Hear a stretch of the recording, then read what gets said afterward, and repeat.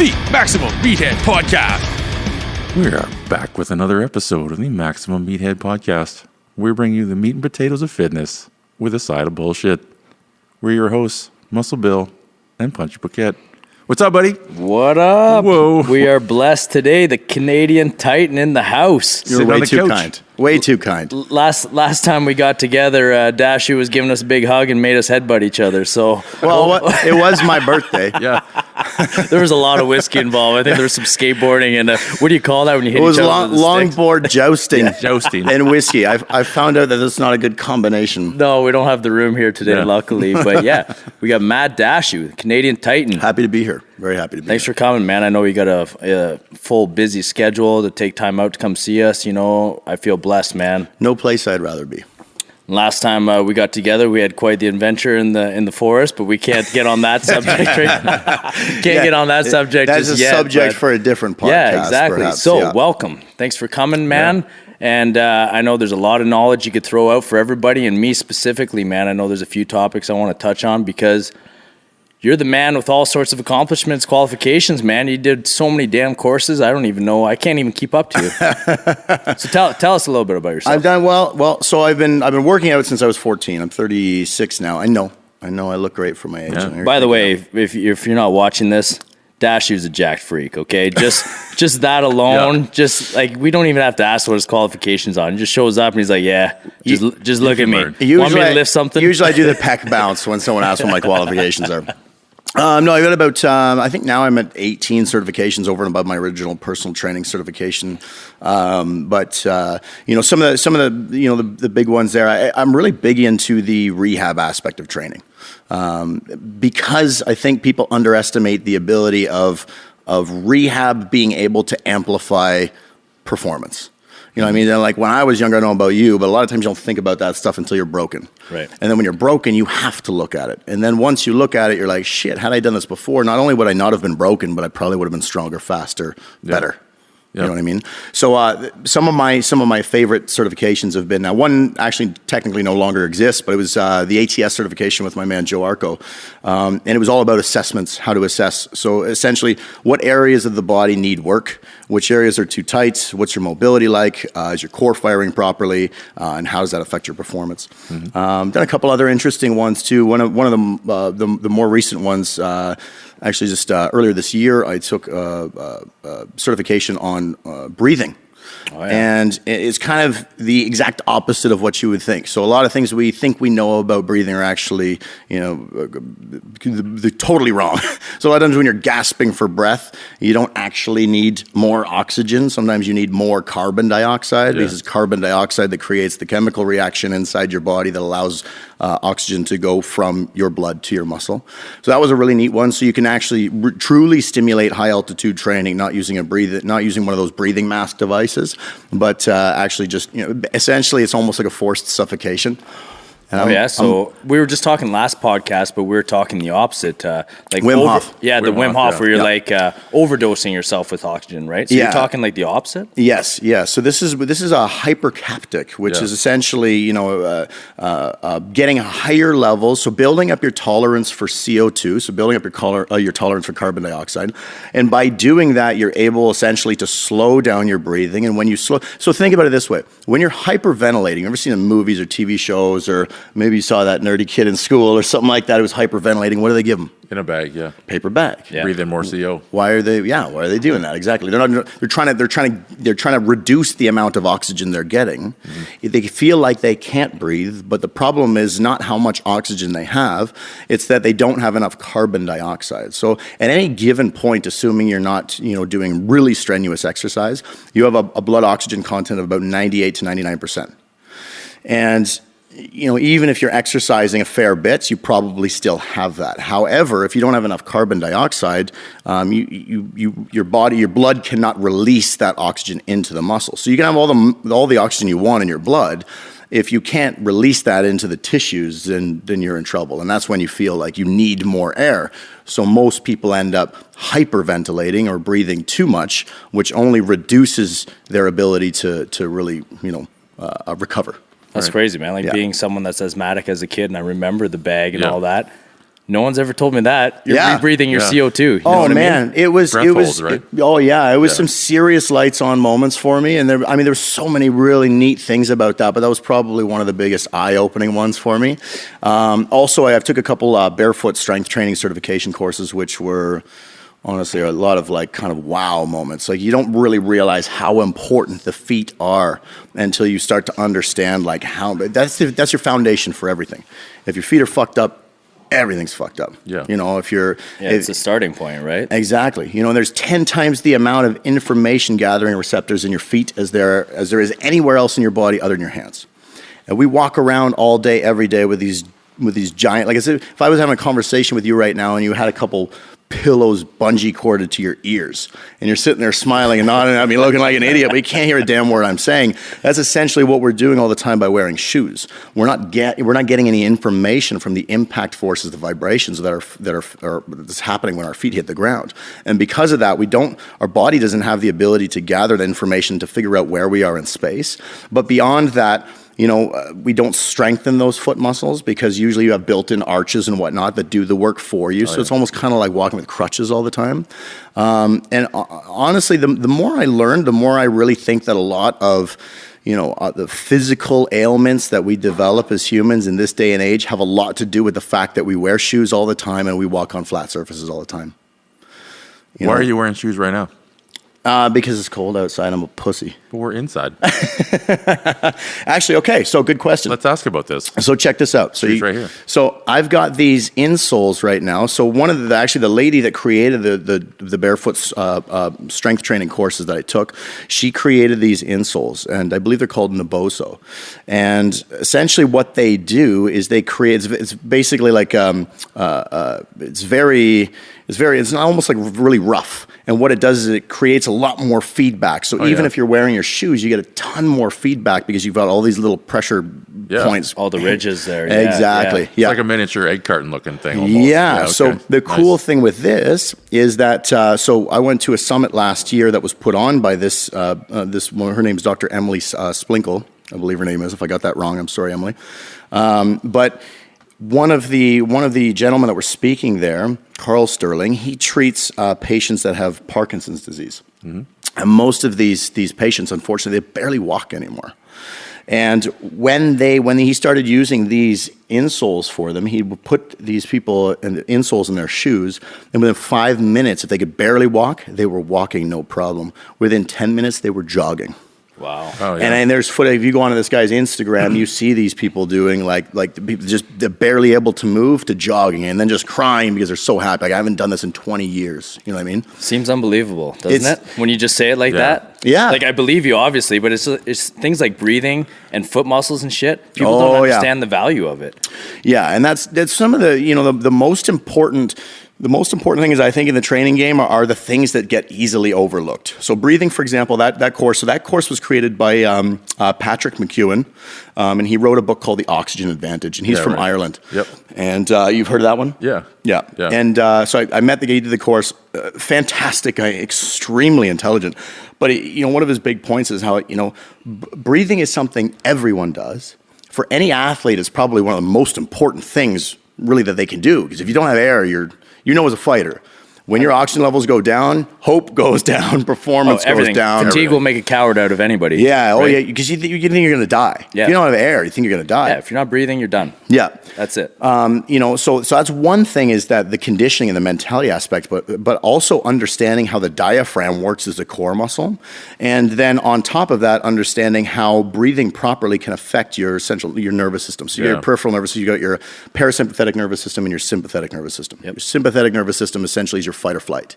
So nowadays, you know, it was 1,000 years ago when we went fight or flight, we needed that because some animal was trying to kill us.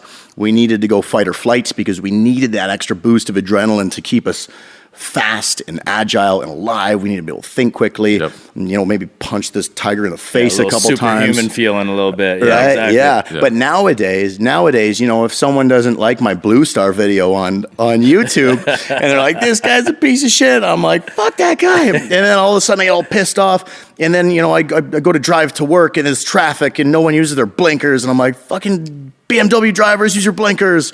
And then I get to work and then, someone's pissed on the toilet seat. It's just this whole day of things that really, they're not life or death, but now we're just in this constant state to almost a fight or flight.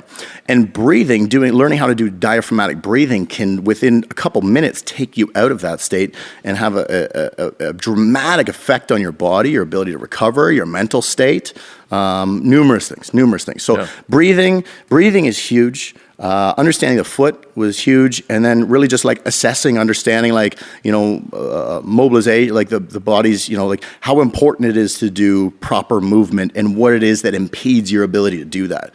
So I would say probably 99 out of 100 people that I've assessed lack ankle mobility. Yeah, absolutely. And if you don't have ankle mobility, you can't squat properly. If you can't squat properly, you probably can't do a split squat properly. If you can't do that, you're probably not walking properly. You probably don't have anything at your hips being stabilized, so you have bad knees. Exactly. Yeah. Right? Weak core. Yeah. And here's the thing. So, another thing I learned is there's the evolution of us becoming bipedal creatures, right? So bipedal meaning we walk on 2 feet. 2 feet, yeah. Right? So if you believe evolution, which I do. If you don't, nothing against you, but just if you believe in evolution. So if we were essentially at one point, if we were kind of like monkeys and we kind of came out of that. So at one point we were not bipedal. We walked on all four limbs. Yeah, 2, 3 a.m. I feel that. Yeah, I go back to my roots. With enough whiskey, I de-evolve very fast. I've actually seen him do this before too, and I seem to remember someone being like, "Dude, he can't do that here." I don't remember where that was, but I remember you doing that, and I feel like it was at a restaurant or something, and someone was like, "Please tell him he can't do that. Turn him off." Yeah. De-evolution. I'm the proof. I'm the proof. We were, what would you call that? Quadrupeds? Quadruped? Quadruped, yeah. Yeah, I go back there once in a while. Yeah. Oh, Anyways, shit. continue. We all do. On a Saturday night, I've been known to do that. Shit, I'll just lay flat down on my face. That's the fifth. That's the fifth one. Is my face on the ground. That's regression number 3. That's a final de-evolution. Yeah. Now I'm swimming in my own vomit. That's the fun. That's when we go back to sea creature. Sorry. Anyways, that was that was tension there. Bro science. Bro right there. science. Yeah, exactly. Proofs in the pudding, boys. Maximum meathead evolution. There you 101. go. There you Sorry, go. I didn't mean to sidetrack you. What were we? That's all right. So if you look at, if you've ever seen videos of gorillas walking around, okay, right? So they're quadrupeds, right? So they're always kind of like walking on their fists and on their legs. And even if you get them to stand up, their hips are always in flexion. Oh yeah. Right? So they're always kind of like bent through this hip area here. And even when they stand up, they have to still be bent. Well, it takes an enormous amount of energy to be in flexion all the time, because you have to be firing all these muscles all the time. So throughout the course of evolution, and I don't know how or why this happens, because I don't know, no one's figured it out, and probably none of us will ever figure it out. But essentially, in order for our brain to form the neocortex, so the higher reasoning part of the brain, it needed more energy. Our bodies needed more energy. So we literally evolved into becoming bipedal creatures because it was a form of energy conservation. So by walking on 2 feet, for one thing, we're not in a constant state of flexing our muscles, just standing around. For two, our bodies use... I mean, a lot of gym guys are, but... Yeah. Well, there you go. Yeah. I got a couple friends I can think of right off the top of the hop. That's the... invisible ad syndrome. That's right. Yeah. Or even visible ad syndrome. Yeah. They can have big they can be lats. jacked as fuck, yeah. But they just try to make them look even bigger. It's Anyway. you don't have to flex them 100% of the time. We get That's it. the cool thing about lats, is they can deactivate. And in fact, I think they prefer that sometimes. But anyways, so it's the elasticity of our muscles and our fascia, which is kind of like this tissue that goes all throughout our body, it includes our connective tissues, so our tendons, ligaments, but also it's kind of like this thin sheet that goes all the way through our body. So our fascia and our muscle have these elastic-like properties. So when you walk, so this is getting back to the barefoot thing. So if you have a lack of dorsiflexion, if you have a lack of ankle mobility, your gait pattern, so how far of a distance you have from one step to the next, will shorten. When that happens, so think about you had an elastic in your hands, and you stretch it out super far. You let it go, it snaps back. If you have an elastic in your hands and you stretch it out just to basically the edge and you let it go, it just goes and falls down, doesn't do anything. Well, our muscle tissues are like that. Remember, those elastic stretchy band bullshit. Yeah, yeah. Actually, that night, the elastic recoil effect of the muscle. Yeah. So if we shorten our gait, we have to use more muscular energy for propulsion. Right, yeah. If we have a longer gait pattern, so if we don't lack dorsiflexion, for example, and we have a longer step, then when our back leg gets lifted up, it's the potential energy stored from our body moving forward and creating the stretch through the muscle and the fascial system, which allows the leg to swing forward without you actually having to try to pull it forward. Right. Just this natural release. Yeah. Right. So that it's literally that mechanism that allowed us to conserve so much energy. So we conserve something like 40 to 60% more energy through propulsion just based on that, which allowed our brains to form the way they did. That's crazy, Fucking man. madness. And we right? still don't even That is use that crazy. 10%. I know I don't. Yeah. And I'm drinking scotch right now trying to burn off some more brains. I got too many. Yeah, exactly, right? Yeah. It's like the buffalo theory, though, right? What's the buffalo theory? Well, like I mean, if there's too many buffalo in the herd, it's the old ones. And Yeah, the ones right. that are Get injured, rid of the wasted ones. and Yeah, then they're the shitty ones that get attacked by like lions and Yeah. stuff. Yeah. Well, when you drink, basically the alcohol is killing brain cells, but it's killing the weak brain cells. Right, that's So the right. rest of the herd Yeah. can. So be smarter tomorrow. Yeah, that's right. what you're at. Yeah. We good. I like that science. The first time I heard about the foot muscles and the importance actually was GSP, which is one of the fighters I followed for a long time, right? Probably the most famous fighter out there, maybe. Yeah. He was actually the one that came out with some kind of blog, and he had a new coach that was just training his feet, and he said it was the most important thing he's ever trained. Yes. Yeah. Which is insane. That got me into looking into the foot. That's why I train barefoot all the time. But at the same time, I do all this shit, but I don't look into the science and I don't do any corrective measures. Yeah. So now I'm just running around barefoot like an idiot doing it wrong still, but not wearing shoes. Right. So there's a couple things to keep in mind. So going barefoot is great because at least you're getting more information from the impact forces, right? So again, it's the vibrations that happen that we gather information from. So our foot hits the ground and it's that impact that creates a vibration and our central nervous system is able to gather information based on that. So there's a couple things in terms of like, it's not just a matter of training barefoot, because if you still have length, tension, imbalances in some of your lower body muscles. So let's say, for example, your calves are too tight and their antagonist, which is your tibialis anterior, that muscle right next to your shin, and that one is lengthened and inhibited, then you're still going to lack dorsiflexion. Is that the shin splint pain? Yeah, Would that be exactly. it? Okay, Yeah, exactly. So if your calves are too tight and your ankle, that tibialis anterior is lengthened and inhibited, then you're not going to have a ton of ankle mobility. You're not going to have a ton of dorsiflexion. So you can still walk around bare feet, but your mobility is still shit. The other thing too is, let's say you're flat-footed. So for example, I'm flat-footed. A lot of people, absolutely. Yeah, a ton of people are flat-footed. So if you're flat-footed, typically what will happen, there's a muscle there's a muscle group called the peroneals or the fibularis. And that goes down there's a little bone on the side of if you go just below your knee about 2 inches into the right, there's a little bony protuberance there. And that's called the tibial tuberosity. In case you're wondering, don't ask me to spell it because I don't give a fuck on how it's spelled.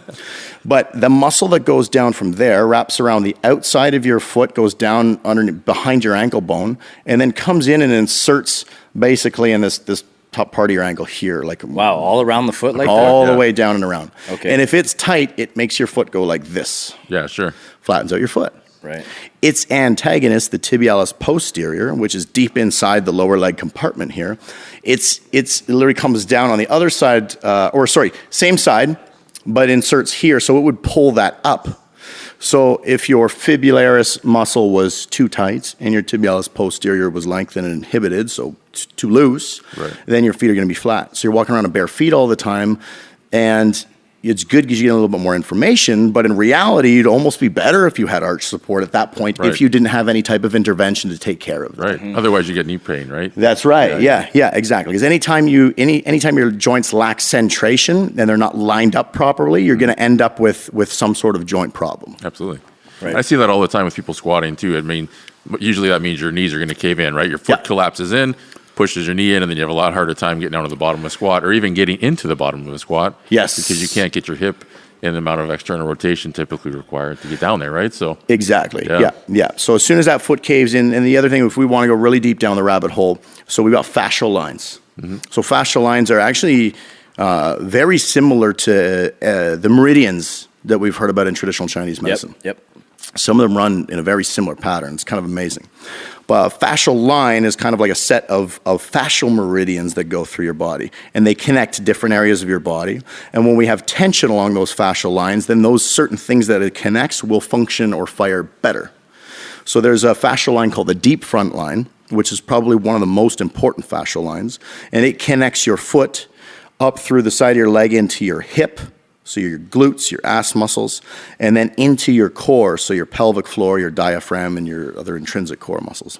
And if your foot is flattening out, then you have less fascial tension along the deep front line. And when you have less fascial tension on the deep front line, the ability of those muscles to fire properly becomes significantly inhibited.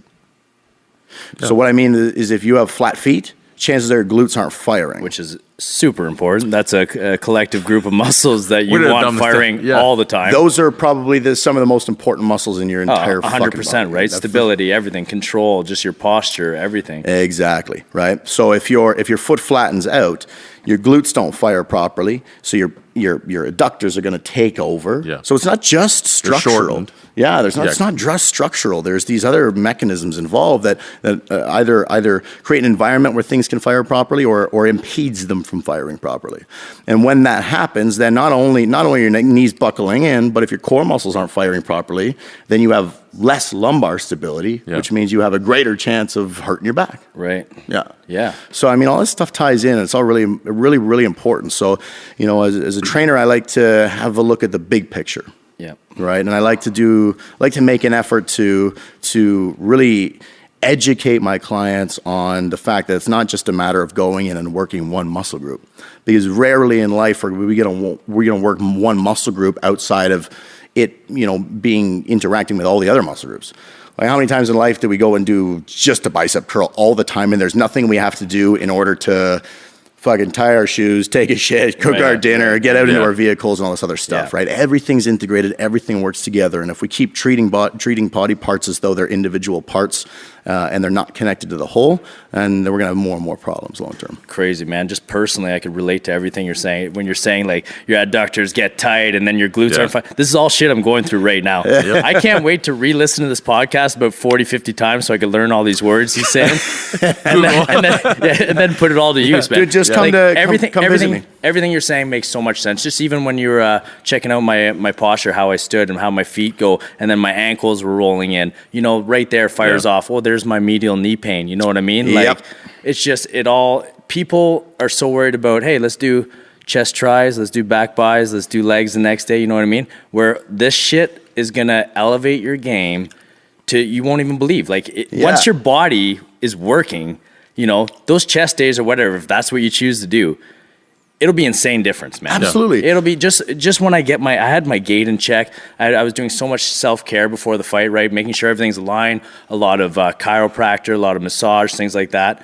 Not neglecting anything. And like I was standing with my feet straight when I was running up and down stairs, they're straight. Yeah. And then the other day I was watching my feet just because the chiropractor reminded me of it. And I was duck-footed. Rotate up. You know what I mean? Yeah. I was just little things. Yeah. Little things like that. When I'm standing, I'm duck-footed because I'm all off kilter right now, like you said, right? Yeah. And it all affects everything. I feel it in my abductors. Then I feel I can't engage because everything's taking over. I can't engage the other side. When the other side can't engage, something else is going to take over. Something else blows. Exactly. And that's where I'm at. Well, Joel's standing right. That's why I'm standing right now during the podcast, because I can't sit down because everything he's talking about is all fucked up. Hello. He's not just trying to intimidate us. He's a very intimidating human being. He wouldn't need to stand to intimidate me, just for the record. So let's dumb this down for a second. This has been a little heavy today on the get-go. Cool. We usually do a speed round. I think this would be a good time to kind of take a little breather from this. All right, let's do it. Technical shit here. Perfect time. My girlfriend stepped out. So that's right. A bunch of shit that's going to not get me in trouble here. My head hurts. You're going to have to, I don't even remember any of the questions. You're going to have to take this over. We'll go down here. All right, I'm ready. Morning sex or night sex? Both. All right. That was fast. What's your favorite feature on a woman? Tits. All right. Eye is a close second. Good save. What's your favorite cheat meal? Haagen-Dazs cookie dough dynamo. Nice. Although it makes me shit my pants so bad. But ice cream is 80 worth grams everything. of fat in one canister, but it's fucking worth it. If you could only do one exercise. Deadlifts. Me too, brother. Oh, yeah. They're so savage. I knew you'd be the deadlift man. Yeah. What about if you could only take one supplement? Testosterone. Yeah. Fuck it, I'm not gonna lie. Where that do I shit's get awesome. this? By lifting heavy weights, Joel, Yeah. Okay, squatting, growth hormone, and testosterone. or your doctor. Yeah. No, it was outside of that though. In reality, for any nutty people out there, honestly, creatine is probably one of the best ones you can take. And I would say, however, this is speed round. I'm fucking Go this ahead. up, aren't I? Go ahead. It's okay. Give her. Make sure your foundation's in place first. Have a good multivitamin, good omega-3, and as men, we probably need zinc and magnesium. As anyone, we need magnesium. Yeah. As men, for sure, we need zinc. Absolutely. So outside of that, like, Why is that? Which also helps in natural testosterone production. exactly, that's why. Bingo. And Okay. most athletes were burning it up, we're sweating it out, and if zinc is low. So one of the things, a common misconception is that when your testosterone levels are high, you're aggressive and all this shit. Actually, that's not the case. Typically, you're more aggressive and angry and frustrated and irritated when your testosterone Low. levels are low.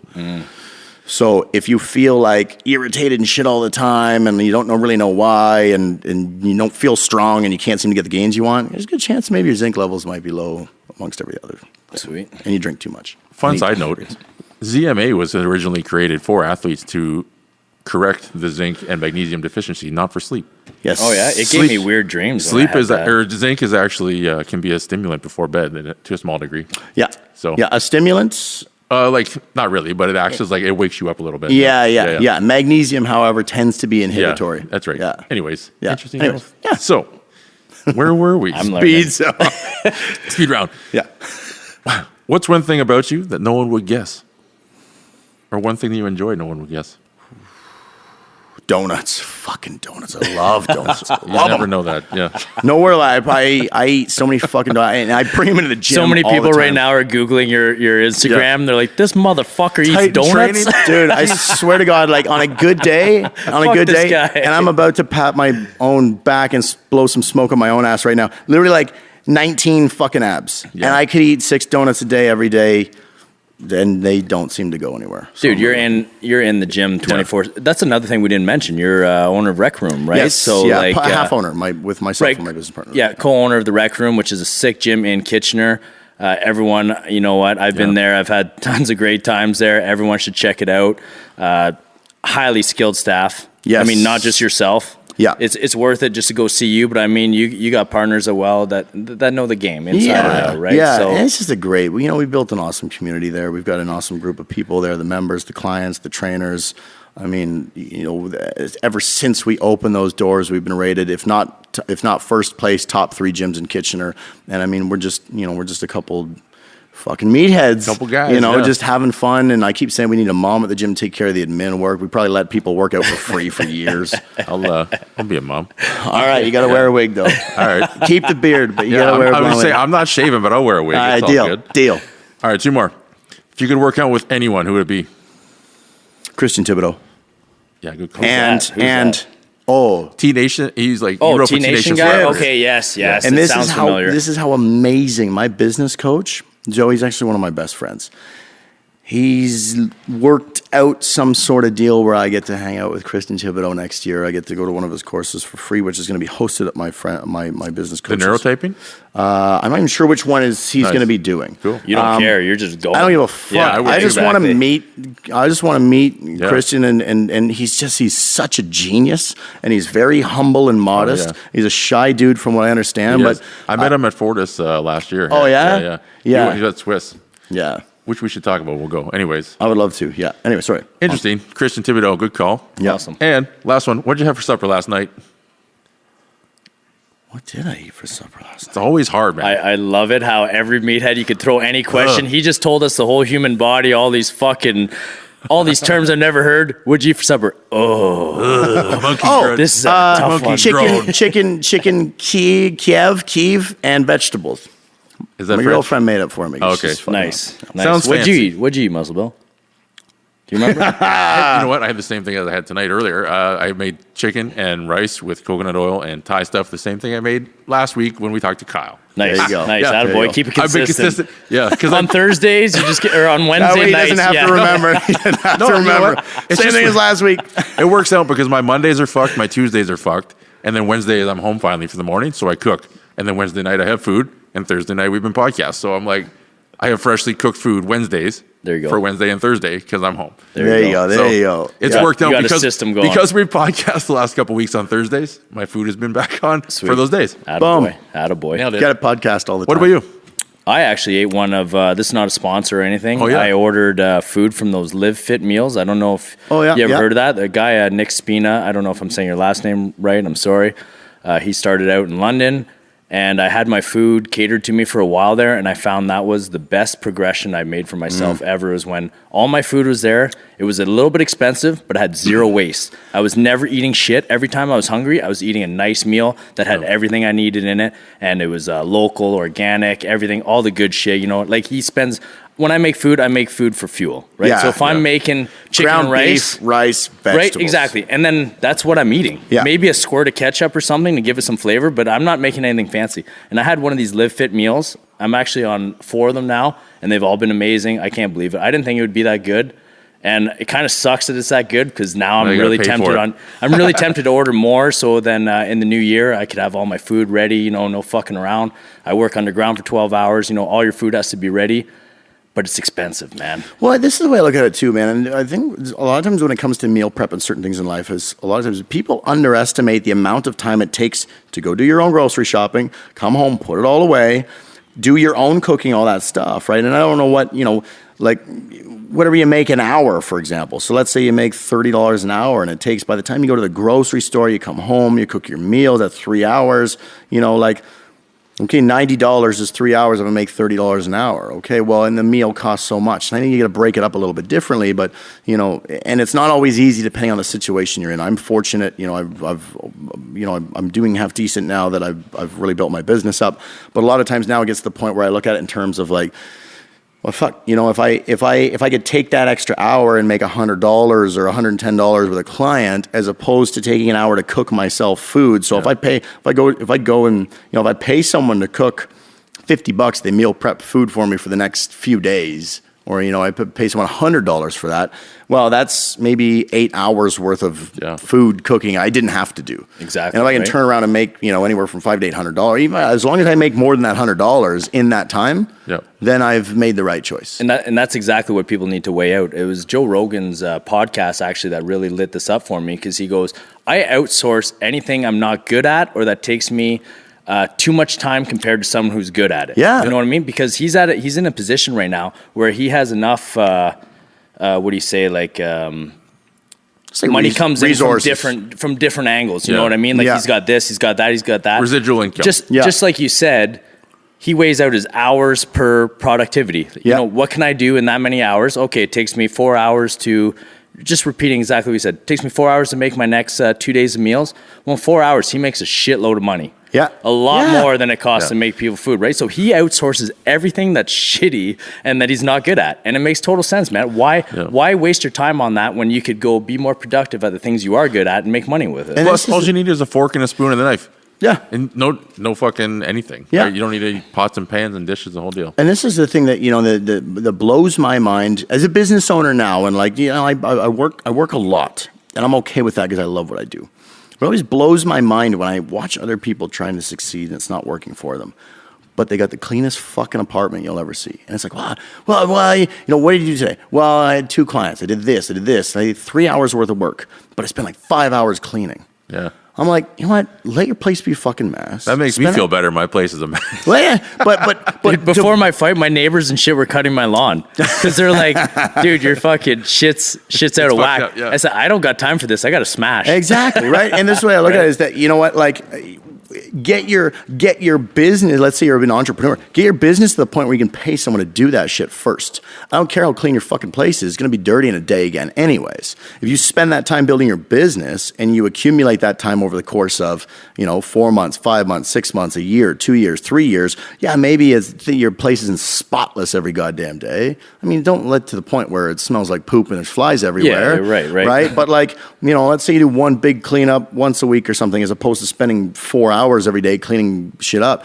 But like, take that time and don't just sit around and do nothing. Do something with it, right? You know, like, devote more time to the things that are important, so that at some point when you're successful enough, You turn around and pay someone to clean your place for you. Yeah. You're giving someone a job, you're paying them $25, $30 an hour, but now you're making $100 an hour. Yeah. It's worth it. You're helping out too, right? In the big picture. And that's the thing. It's the big picture, right? Yeah, okay. A lot of points in my life I couldn't afford that. So I spend the time to meal prep. I have to, right? Yeah. That's just that's the way it is, right? Yeah, and you know what? It feels good to do as well, right? Put in some time. Oh, yeah. But it gets to the point where like you got to assess where you're at. That's all. Yep. Yeah. And like you said, there's some people that are like, hey, you have an extra hour to clean your house, right? That's what they'll say to me. Or you have another hour, you could cut your lawn. And then I say, yeah, but I also could rest for that hour and make the rest of my day more productive. You know what I mean? Because when you have a high intensity life like yourself, you could relate to it, right? When you're smashing out weights or you're doing your whatever, even when I was teaching people, it was so energy consuming that without the rest, I'd be burnt out. Like if I went home, clean my house, trim the hedges, fucking garden or whatever the shit you got to do with plants and stuff. I don't know. I don't do it, obviously. Just mow them right over. You know what I mean? You know, there's a video out there. I'm mowing the lawn and I'm doing bicep curls. Like that's my life. You know what I mean? Like that's so good. If I'm doing that shit, I want to get ahead elsewhere because that shit, like cutting my lawn, it's gonna grow in a week. Yeah. It's just so non-productive for me. I have a hard time. Yeah, I have a hard time doing it. And there is value. So let me tell you, there is value to doing that stuff. Don't get me wrong. Some people get pride in it. Yeah, 100%. 100%. And it makes you feel like you might build up your self-worth. So it's not that there's anything wrong with that. But if you have an opportunity to build something and you're not building something because you're making sure there's no specks of anything on your carpet, that's taking it a little bit too far. Right. It's all subjective, right? Yeah. It's all where you're at, where you want to be. I'm not saying live in filth.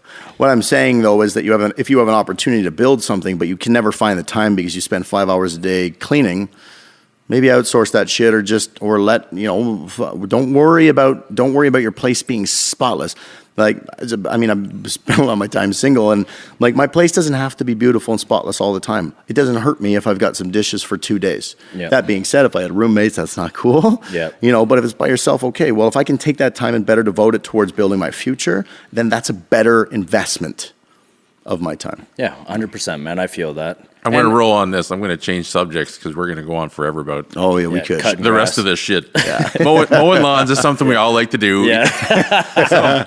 I mow other people's lawns. Yeah, I don't mow my own lawn. I mow other people's lawns. We just stand on the lawn drinking for 12 hours until all the grass dies, broing lawns. Turn yellow, you bitch. So, as a trainer, yes, what is your number one most common obstacle you hear from clients? Well, you know what? Or couple. Compliance is the biggest thing. But what's the biggest obstacle in compliance and in what area of training or nutrition? Typically, I would say it's more so with nutrition. Okay. So it'll either be I don't have time. So like people are like, I don't have time for this. I don't have time. No one fucking has time. You make time for things that are important. Mm-hmm. You know what I mean? And if you can't, like, everyone has the same 24 hours in a day. And if you're struggling with that, then you need to reassess how you can create time or find time in bits and pieces, and you need to be more efficient with your time. The average person spends 4 or 5 hours a day on the fucking TV, if not on their cell phone. Absolutely. And I'm guilty of that. I used to sit on the freaking can for 45 minutes, but I was on my phone, you know what I mean? And so I understand it, but that's usually one of the biggest issues. When it comes to the gym, I always say, like, if it's just the workout thing, a lot of times people, they come there with the wrong mentality. It's very important, I think, when you work out, you need to have goals or targets. Mm-hmm. Because if you're a person that doesn't like working out to begin with, and you've hired, say, a trainer, for example, for accountability, if you don't have a goal, then every time you go there, it's just work. It doesn't feel good, and you don't know what you're working towards. If you have a goal or a target, then, it doesn't feel good, but you're doing it for a reason. You know what I mean? Yeah. And that gives it like, okay, I don't mind. You have a purpose I don't behind mean it. suffering if there's a reason to suffer. Mm-hmm. I don't want to suffer for no reason. You know what I mean? If you have a trainer or something like that, and you go in there and you're like, I want to work out and lose weight. Fuck, how much weight do you want to lose? By when? Like give me some, break it all down, and then okay, let's work towards this step by step. Nice. That goes back to that passion and commitment we were talking about. We just right? talked about that a couple weeks ago. If you're not passionate about it, we're saying what weighs heavier, passion or commitment? And we gave some bullshit answer for like half hour that didn't make any sense. Well, but anyways, what we both agreed on was if your commitment involves struggle, there has to be passion, or else you're not going to be committed. Or why are you doing it? Yes. You know what I mean? So it goes back to exactly what you said. If you're just going in there to put in work, then what the hell? Yeah. Eventually it becomes just work, like you said. Because I just want to lose weight is a generic goal that you're never going to feel good about, because it's like, oh, I lost 5 pounds in the last 3 months. Well, you lost weight, so success. Is that good or is that bad? Yeah, right? was that what I mean? enough? It's not, right? Yeah. So set the parameter. Yeah, Makes sense. and passion and commitment. So like Nietzsche said, a man can take anyhow if he has a big enough why. Absolutely. Right. But which is so true. Yeah, there's an important thing that often gets overlooked by people in terms of like passion and commitment. And I'm gonna bring passion down to feelings. Okay. So, and this was taught to me by a psychotherapist. So a guy I see because I'm fucked up and we all need to work on ourselves. And even if I wasn't fucked up, I would think it was important to see someone to get better, because that's what life should be about. I should get their information. Yeah. We had a girl come on and said everybody needs to. Whether you think so or not, everybody needs to. And even if you felt like you didn't need to, you just should. You should, because it's about self-development. If you're not growing, you're dying. Yeah. Right? We're all dying anyway. Yeah. Yeah. So yeah, but you're definitely dying if you're just sitting in the same old. But it's what I mean. You might as well be growing while you're dying instead of just fucking sitting there dying. Yeah, absolutely. Exactly. Yeah. But he said that a big problem why people have a hard time with change in life, or a hard time changing their patterns of behaviors, because they tend to think of themselves as one working unit. He says in reality we're composed of at least like 3 different pieces. He says, and you think of it like a triangle. On the top of the triangle you've got T, which stands for thinking or rational mind or your ability to make commitments. And so like down over here, we've got feelings, and I don't really need to explain feelings. Yeah. Irrational bullshit. But feelings can be good or bad, but typically feelings, what really happens is we become reactive based on things that happen to us as kids. And then over here we have our behaviors. And behaviors are a manifestation of either our rational mind or our feelings. But they're what we do. They're actions of real life. And he said the problem with most people is that they tend to behave based on their feelings. And they've done it for so long that it's become, if you think of a triangle, an equilateral triangle, right? And then the more you do something, how your brain works is the more you do something, the more you form neural pathways. And those neural pathways become the path of least resistance for how you think. And you become mechanistic in these things, which means you become like a machine. You do these things without thinking. So if you act all the time based on your feelings, then it becomes very easy to act based on your feelings. Now, the bad part about that is that if you're acting based on shitty feelings, so let's say your feelings of, let's say like me, for example, as a kid, I had some issues as a kid. I had feeling like, self-worth issues, abandonment issues, all this stuff. Now, if I'm always acting based on feelings, so let's say, for example, I'm trying to be successful, but I have a self-worth issue, and then someone says you need to do this to become successful, and I act based on feelings, and my feeling is like, oh, fuck, I don't know if I can do that because I don't feel good enough to do that. I don't feel good enough to speak on a podcast with Joe and Bill. I respect them so much. I don't think I could do that. It's intimidating because, you guys are fucking like, you guys have accomplished a lot in life, right? So I might think that, and then that keeps me from doing it.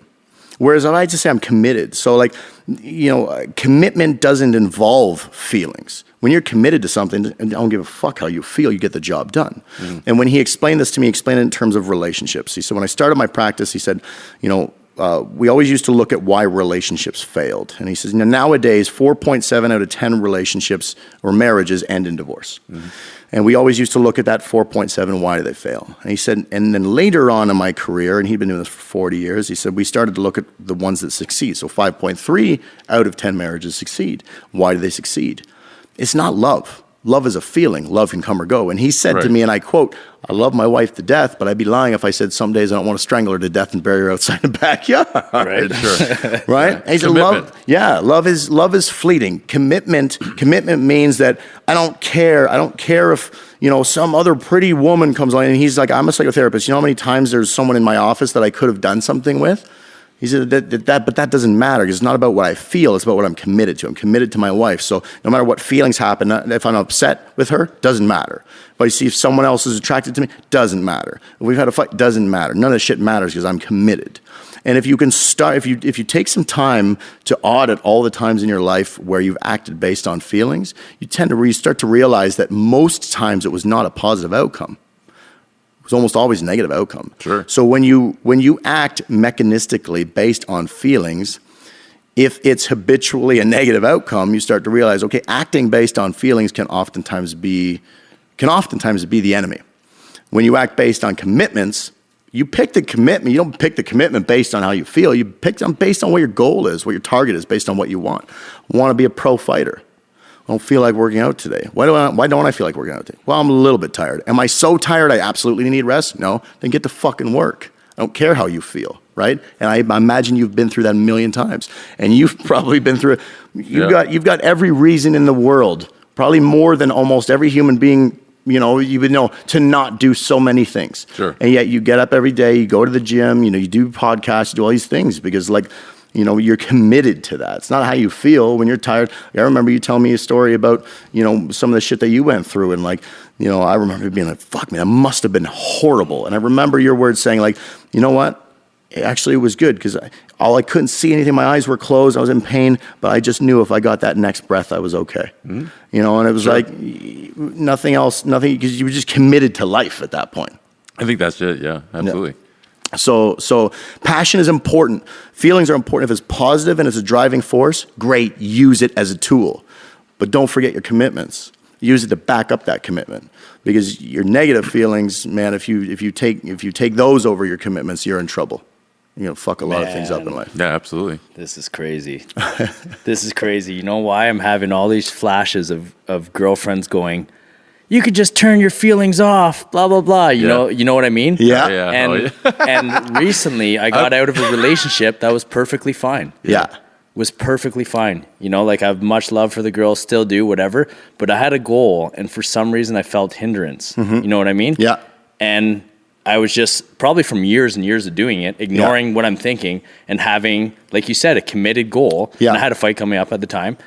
Something told me in my head, fuck all this. You're having a great time. Everything is good, but you got to leave this. Yeah. You got to leave this and you got to move forward. Yeah. Which is fucking nuts, man. Where were you last time when we tried to answer? You must have been like, wow, passion, commitment. Yeah. It went all right. Yeah, it's good. You need both. No, but that's an excellent way of looking at it, man. It just, it strikes very true to me, because I've heard that over and over the years, that I just ignore my feelings, but I do it now in a positive way. Yes. You know what I mean? Yeah. I'm not ignoring my feelings to bury something away or, bottle something in. I'm doing it because it's standing in the way of what I'm trying to get up to next. Yeah. You know what I mean? And that's the big thing is for we need to understand, we need to start understanding as humans, as individuals, until we become awake, until we understand that 99% of what we do is a reaction based on fucking programming that happened from the ages of 0 to 4. Yeah, nurture, right? Yeah, until we understand that, we're still asleep. Until we learn to gain control of that and consciously choose a different direction, we're always just going to be machines, and not the good type. We're going to be the machines that just do whatever that old programming tells us without thinking about it. And one of the biggest changes in my life, back this past summer was, when I started to really apply that. And I got up in the morning, I don't feel like getting up.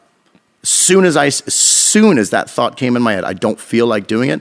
Fucking boom, I did it. Yeah. I don't feel like doing dishes, have to do it. Don't feel like doing laundry, have to do it. And I started to realize the more, and don't think you got to change everything all at once, but just do bits and pieces. And that's what it was. I went through really bad depression there for a little while, and I was just trying to get myself back on my feet. And it was I didn't feel like getting out. Anyone who's suffered from depression before, you don't feel like doing anything. You just want to lay in bed all day and just hate yourself. Feel like shit. You could find an excuse for anything at that point, right? Yeah. And I would just get up, make my bed. Okay, I made my bed. And I'm like, fuck, I don't want to do anything else. You know what? I'm just going to do a couple dishes. Did a couple dishes. And maybe I didn't do anything else. But I got home and I'm like, okay, I did that. And then the next day, I did that thing, and then one more thing. Mm-hmm. And then maybe I did that for a few days. And then what happened was gradually got to the point where I would get up in the morning, I'd make my bed, get ready, clean the washroom after I got ready, go downstairs, take the garbage out, start my laundry, I'd get meal prep done, I'd go outside, grounding in my bare feet, meditating, get some friggin' peaceful time in, come back in, clean up the table, do the dishes again because I finished meal prepping, pack everything up. Holy fuck, it's been 2 hours and I've accomplished more in 2 hours than I normally would in 3 days. Right. You start to realize, when you start acting based on your commitments, you start to realize that you are fucking unstoppable. Nothing can stop you except for yourself. yourself, nothing can stop you except for, I don't feel like it. And when you say, fuck you to I don't feel like it, it's amazing what you can accomplish in a So very to bring short it amount of through, time. this is reminding me jumping in the lake, but cold shower. So like every day in the shower, right? I have a regular shower for a bit.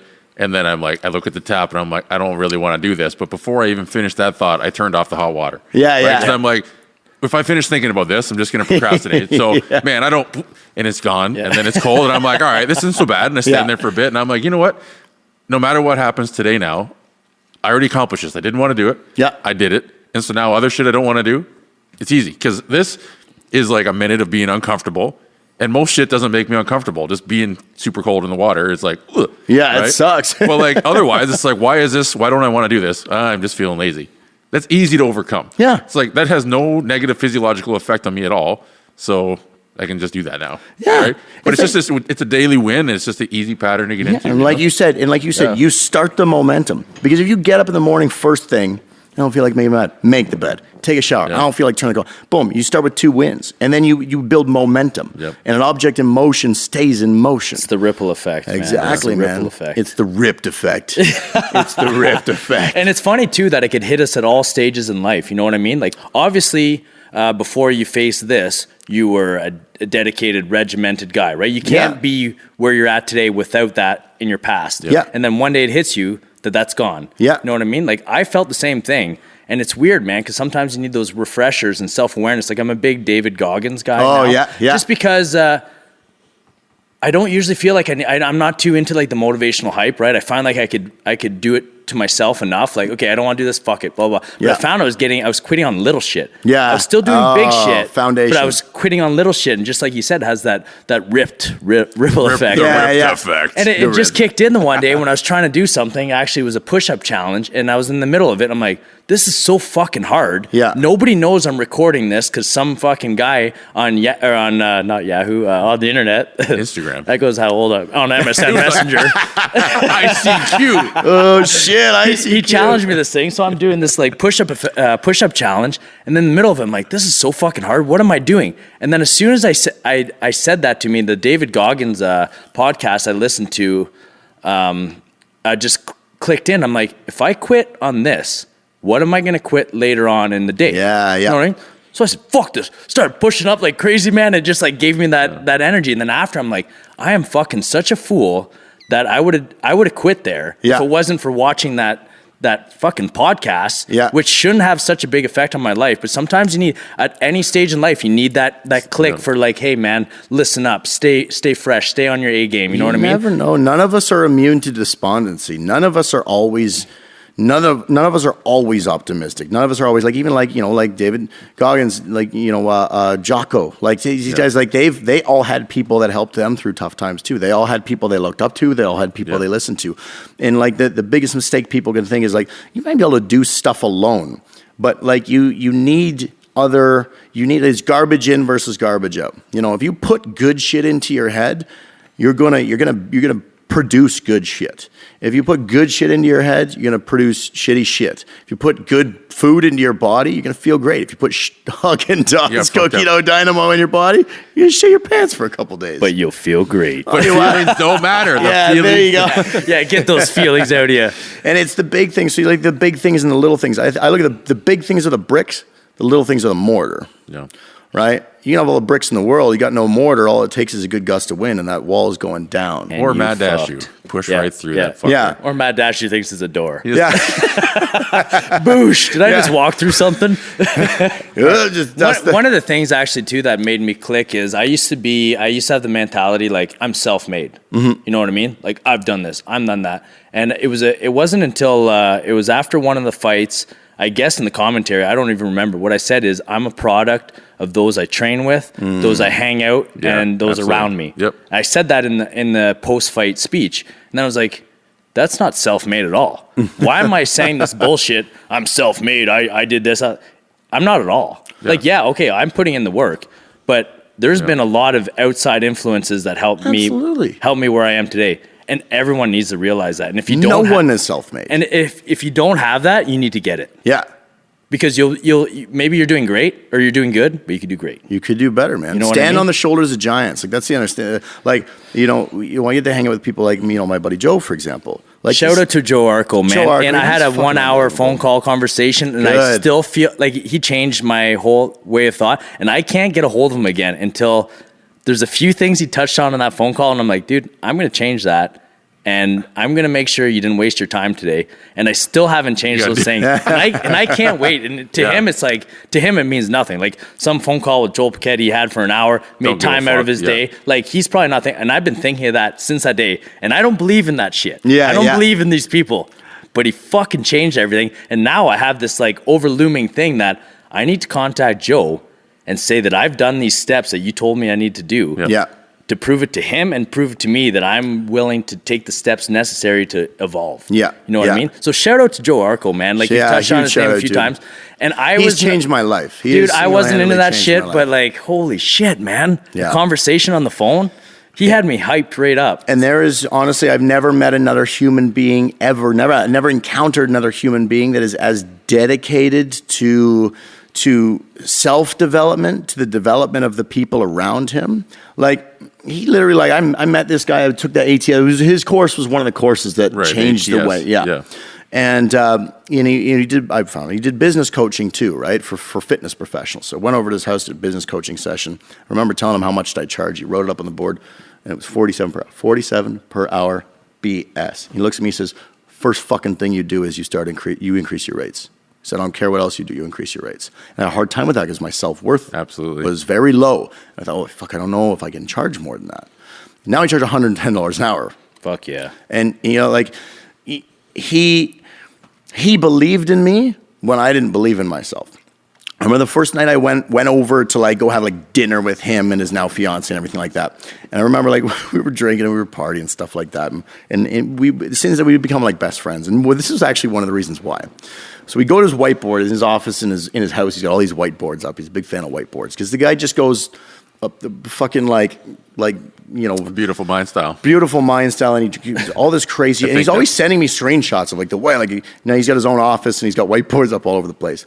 But he comes in and he says, "Tell me what you're worth. Like, how much do you want to make next year?" And I'm like, "I don't know," because now I'm under pressure, and I'm like, "I don't want to say not enough because he's gonna think I'm a pussy, and I don't want to say too much because fuck, there's no way I'm gonna." And I'm like, $250,000. So right, $250,000. Looks at me, goes, "That's it?" And I'm like, do I say more than that? I Like, meant I'm not gonna lie. I don't think I'm gonna make 250 next year, Right, dude. It's right. like if I make six figures, I'd be fucking happy. And I'm like, okay, fine. And he goes, okay, so you gonna do it? And I'm like, and he slaps me in the face. He says, "You gonna do it?" And I'm like, "Yeah, I'm gonna do it." Slaps me in the face. He says, "You gonna do it?" And the funny thing was that we were at this point. The we were funny like, thing is you liked it. no, and Joe, like, if you don't know Joe, like, he's lost some weight, so he stopped working out for a while because he had some back injuries and shit. But the guy's like 6'4". Like, I'm a strong fucking Luckily, dude. Joe's a big guy slapping you around. That's all I gotta say. We almost came to blows at one point. I've been training with Molitor for like 2 years at this point. Yeah, like, yeah. I get punched through brick walls at this Right. point. But Joe's like 6'4", and I've worked out with him, and he's actually one of the strongest human beings I've worked out with. And right now, he's kind of out of shape and stuff, so he's gonna hear this and be like, "Fuck you, man." But like at one point, we're in the kitchen, and he keeps kind of hitting me, and he like shoved me at one point, and it turned into because we like polished off like a 40 of whiskey at this Oh, point. fuck, yeah. And I remember that. Anyway, so that kind of blows over. He passes out. And like they stayed over there the next night, and I remember he wakes up in the morning, and so he's in bed with Sarah or something. I think I left before he woke up, and he sends me a message. He's like, "Dude, that was a great night last night." I'm like, "Yeah, it was cool." And he's like, "Wait a second," and I'm waiting, and he goes, "Sarah's telling me some shit," and he's like, "Oh, dude, I'm so sorry." And we didn't know each other that well yet at this Yeah, point. Like yeah. we'd hung out. That was our first time really hanging out, having a nice dinner.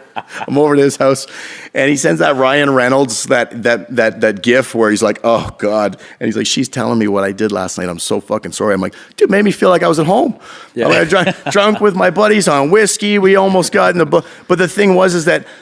He wasn't hitting me to be a dick. He saw potential in me that I never saw in myself, and he just wanted me to wake up. Only one person in my life ever gave a shit about me enough to just grab me and shake me and be like, "Yes, you can fucking do it." And it was a cousin of mine that was one of the most important people in my life. He passed away when I was 26, and like, you know, and it sucked. He was one of my fucking heroes in life, and that guy fucking cared enough about me to literally fucking like and to literally just fucking like grab me, shake me, like I want you to win so fucking bad. I just want to shake you. You know what I mean? And we've been, I don't know if it's just because like, he was like, oh man, this guy's a good guy. We almost came to blows over whiskey. We're still buddies, but we've been best friends ever since. And then literally he's like, I will not let you. He's like, I'm going to the fucking top. You're coming with me. I don't care if it's kicking or screaming. I don't give a shit. And he's stayed with me since day one. And he's helped me with so many things. And he's always there if I need him. He's been, he's an incredible human being. I couldn't say enough about the guy. Well, he probably sees a lot of himself in you.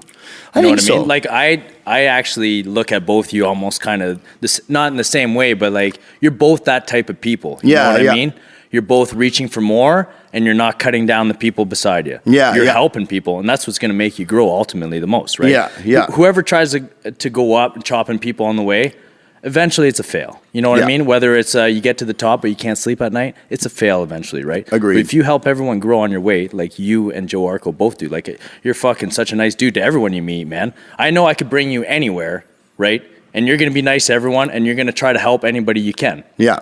Right? Yeah, fuck, that's 100%. 100%. I honestly think that's one of my purposes. So that's probably what he sees in you, and you're that type of guy where stimulus saying, "Hey, wake up," isn't going to be. You need to be roughed up a little bit. It's true, dude. you do, right? Like that makes sense to me. Sometimes I actually have to get hit before. Yeah, it needs to get physical, and then okay, I get it. He's right. Yeah, it's like me getting in shit. If my old man just said, "Hey, don't do that," I'd be like, "Yeah, okay." Well, then you get one across the head or a fucking belt. Oh, okay, now I understand. Well, and as a je comprends, papa, Steve. Well, and as a fighter, like one of the best ways to learn shit is to spar. Because if you don't put your hands up, you get punched in the head. You get punched in the head 6, 7, 8, 9, 10 times. All of a sudden, your hand goes up, and you don't even realize it's up. Yeah, because that hurts. Yeah, welcome to real life. Yeah, and I think honestly, to some degree, that's a big problem with society now in terms of kids. And I don't mean hit your kids, but there's no fucking consequences anymore. Like, oh, you're not doing well in school? Just send them to next grade anyways. Oh, they didn't win the game? Give them a fucking trophy anyways. And we're literally like neutralizing people's drive. We're just saying it's okay We're doing harm. Absolutely. Yeah, for sure. Yeah. It's very much to the detriment of society. We need to teach how do you go to the next step? How do you get good at it? If you're shit, you don't get a fucking What do you do about it? Here, we're going to teach you how you're going to get better. You know what I mean? That's what society needs more than anything. But like you said, we're getting the fucking watered down. Well, but is that with every evolution? Like I know my old man, he'd be like, "You guys are all soft as baby shit." You know what I mean? Like, is that just us getting old and be like, "These young pumps are pussies"? Well, maybe a bit to some degree, but I'll tell you a funny story. Like I remember, years ago. So I got bullied a lot through school and stuff. I obviously wasn't that big back then. And I met one of the guys that bullied me, and we were poor and stuff like that. Whatever, anyways, blah, blah, blah, sob story. I met one of the guys that bullied me the most ever, and I didn't meet him, but I saw him at the bar one night. This is probably like, mid to late 20s. And he was super nice to me. Out of nowhere. And I hadn't seen the guy basically since high school. And I'm like, fuck, I kind of in my head, I'm like, I just want to punch this guy in the fucking face one day. And he was super nice to me. I remember seeing him outside. I'm like, well, why are you being nice to me? You treated me like shit all the way through school. And he's like, I was a fucking dick back then. He says, but look at what you are now because of what I did.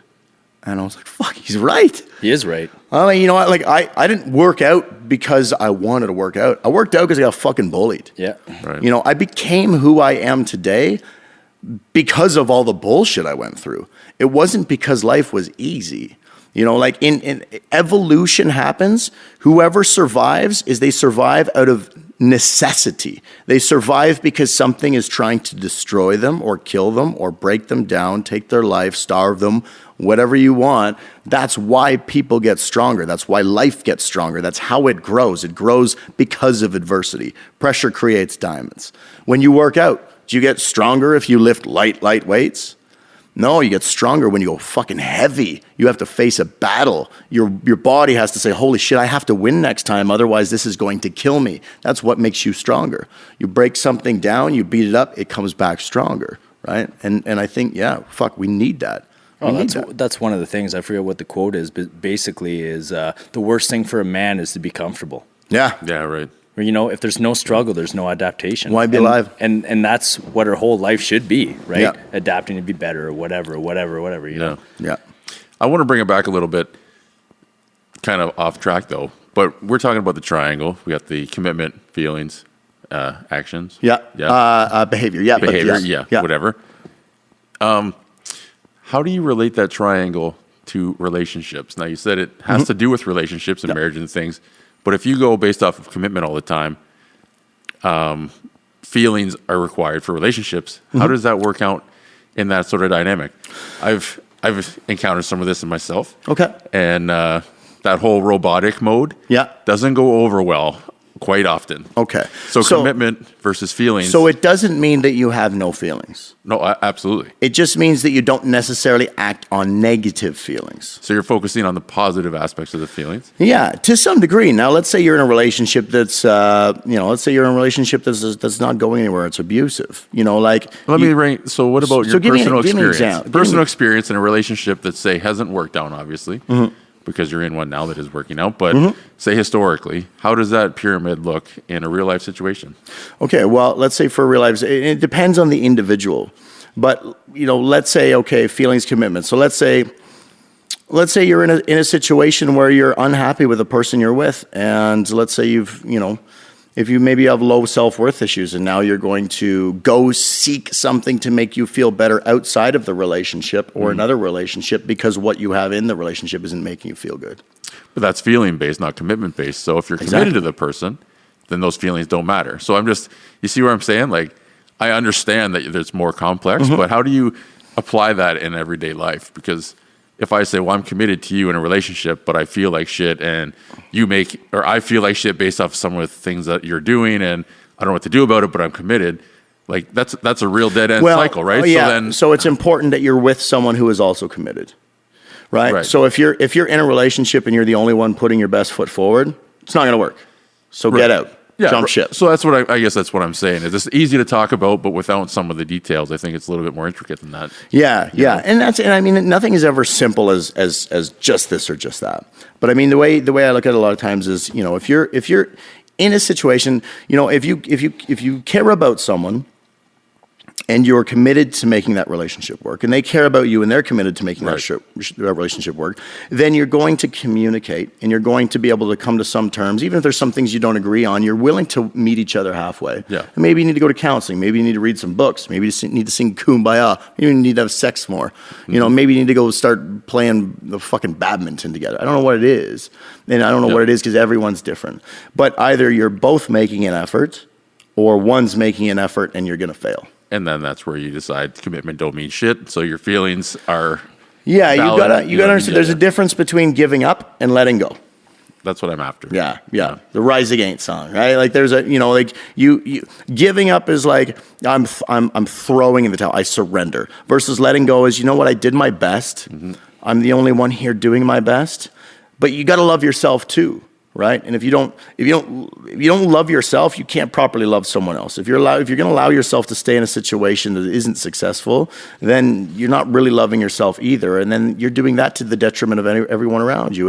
If something in a relationship is causing you to feel negatively, then you're gonna just like a disease. You're gonna be negative to other people all around you, and now you're just spreading that throughout the world. When you're in the right relationship, things should be positive, and you should feel good, and we should be working things out, and nothing's going to be perfect. It's just like we said, the struggles, like the bullies and all that shit. You should butt heads. You should argue. You should fight. It's that challenge that brings you both to the next level. As long as you're committed to each other and you understand, we'll fight sometimes, but I still know that you care about me. You still know that I care about you, and we're going to work step by step on bringing this to the next level.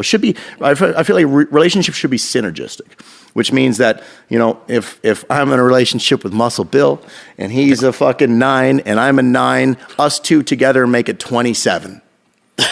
Bingo. Right? We don't make an 18. It's not just him plus me or a 0. Exponential. Right? It's like, yeah. You know what I mean? We multiply. Exactly. Yeah. But I mean, the sum of you two together ends up being greater than what you would have been separately added together, because you work so well together. You should complement each other. I want to bring back the training now too. Yes. I don't know about the ass baby you guys are going to have. It'll have a nice fucking beard. That's right. It will. Amen. It'll be fucking handsome as hell. So charming. But I think just touch on that. Yeah. In the end, you just have to be honest with yourself too. Yeah. Whether you're experiencing those feelings or whatever, I'm not the best one to talk about. I'm the worst one to talk about feelings. Just be honest with you. You know what? Oh, yeah. I'm feeling this.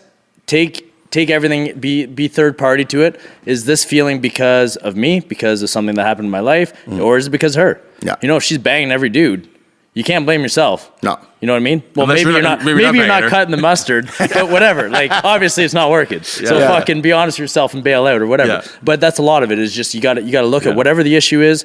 How do I feel? Is it good for this? Is it for the improvement of everyone? Yeah. Is it just for the improvement of me? Is it for the improvement of her, or any kind of situation, I guess? Absolutely, and if it's not for both people, then it's not working. Yeah, I agree. Like you said, I can't say the word. It started with an S. Synergy. Yeah, there we go. Stick with synergy. Joel's all about the energy. That's right. You had me at energy. That's right. When did we go to Texas? Or you could say, I put the sin in synergy. I like it. I just made that up. Yeah, That was good. trademark I like that this shit. podcast shit. So we wanted to talk about some training. We want to talk about working out. Yes. Warm-ups, working out with Matt Daciw. Yes, okay. Can you walk us through how that works? Yeah, so typically I honestly think so just hopping on a treadmill and walking or jogging for a few minutes, you'll get your core temperature up, and that's not horrible, but really the rest is it's kind of useless. For me, a warm-up should be layered, and it should serve several purposes. So for me, typically I always start with some self-myofascial release, so essentially some dedicated foam rolling to the areas that I know based on an assessment are too short, overactive. Yep. So I was talking about that length tension balance before. So if a muscle is too short and overactive, its ability to generate force is decreased. Yep. If the opposing side is lengthened and underactive, its ability to generate force is also decreased. So that's where like the warm-up shit, like when I learned that, because I'm performance-based, right, I was like, oh, fuck, foam rolling is not sexy. It's not cool. No one fucking really wants to foam roll, but shit, it's going to make me stronger.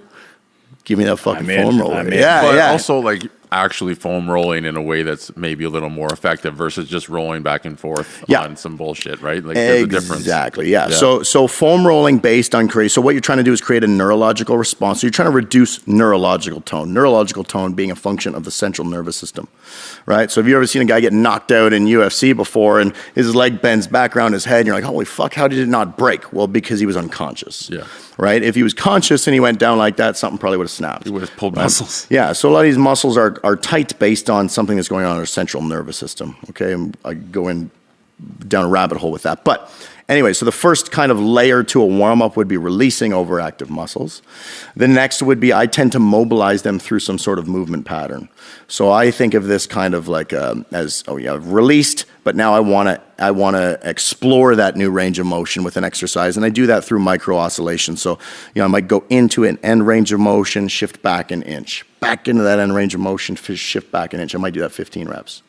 So after that, I do an activation. So that's where I did the opposing muscle group. So if we had one muscle group that was short and overactive, we reduce the neurological tone, explore that new range of motion. Now we want to address the antagonist to that, and we want to do an activation exercise. So let's put that into context then. Like a quad to a hamstring. For myself, let's say it's your quad. My hamstrings are tight as fuck. Yeah. So we would do a hamstring roll with the foam roller, and then a quad activation is what you're saying. Potentially. Hamstrings, though, are a little bit of a different monster. Multifaceted, Yeah, because hamstrings, a couple things can happen with hamstrings. So it could be fascial tension throughout your foot. So a fascial line, for example, so if you went through the back fascial line, fascial tension in any one part of a line can cause a mobility issue any other part. So a lot of times people might have too much tension in their feet. So that's why you've heard of people roll out their feet, all of a sudden their hamstrings gain a lot of Everything's flexibility. better, for sure. So that's one aspect. I love doing that, by the way. Oh, yeah. With like a golf ball or something. Yeah. Unbelievable. I got ticklish feet, so it's kind of like, ow, ow. Yeah, giggling like a little girl. Yeah. But it's great, man. It's great. Anyways, continue. Your nipples get hard too? Mine do. I'm rubbing them. Don't mind the great sweat. I thought that's how you do it. The other thing with the hamstring, is the concept of proximal stability, distal mobility. I think I might have mentioned this before, but well, essentially that means your central nervous system has built-in protective mechanisms. If your core muscles aren't firing properly, your central nervous system will create stability by immobilizing certain tissues. So Such as walking on ice, right? yeah. So you're taking you're getting that stability from somewhere else. So in my assessment, I do an active straight leg raise. So basically someone lays on their back with their knees locked out. They try to lift one leg up slowly as far as they can. Let's say they only go 45 degrees. Well, that's not a pass. I'm at 30 roughly. There you go. Yeah. Fail. Yeah. Fail. Yeah. Honestly, sometimes mine don't go terribly far either. Yeah. Now, if I were to take that client and do a core activation exercise specifically with end range expiration, so like a big deep breath, fully blowing out all the air, forcefully contracting their core. I'm pulling down on their knee. They're squeezing. Do 3 reps of that, retest. It might go to 90 degrees all of a sudden. Yep. And it can happen that fast. So if I send a signal to the central nervous system that the anterior core is firing properly, it will release the tension from the other area because now it's getting the stabilization it needs. So that could be a thing. Also, sometimes hamstring tension can be posturally based. So if you have an anterior pelvic tilt where the front of your pelvis is tilting forward, potentially because of flat feet, for example, then tight hip flexors, then the insertion, so where your hamstring inserts on the bottom of your knee to the backside of your hip, it's going to be stretched. So really it feels like it's tight, but it's tight because it has to be tight because it's being lengthened based on posture. Yeah, exactly. So, but that's why I like to use the calf, for example. So maybe I might release the calf and then activate the tibialis anterior, which is that shin muscle on the opposite side. Dorsiflexion. Yeah. And typically, for example, if I'm going to release quad muscles, I don't activate hamstring. I always go glute. Right. So almost always your hamstrings and your lower back muscles will be firing preferentially, and they'll cut out the glutes. Yeah. And this is called synergistic dominance. So your hamstrings, your glutes, and your spinal erectors work as synergists. We put the syn in synergy, and they all work to create hip extension. And you can still extend your hips to some degree without the glutes, and then a lot of times they'll get cut off, and that's why the hamstring might get a little bit. Sure.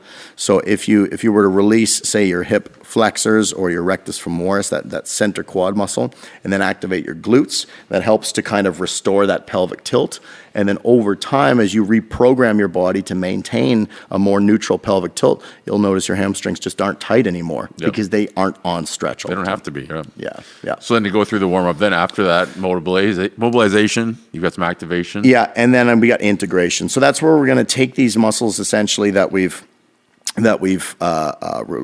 released and activated and mobilated, and now we're going to integrate them through a movement pattern.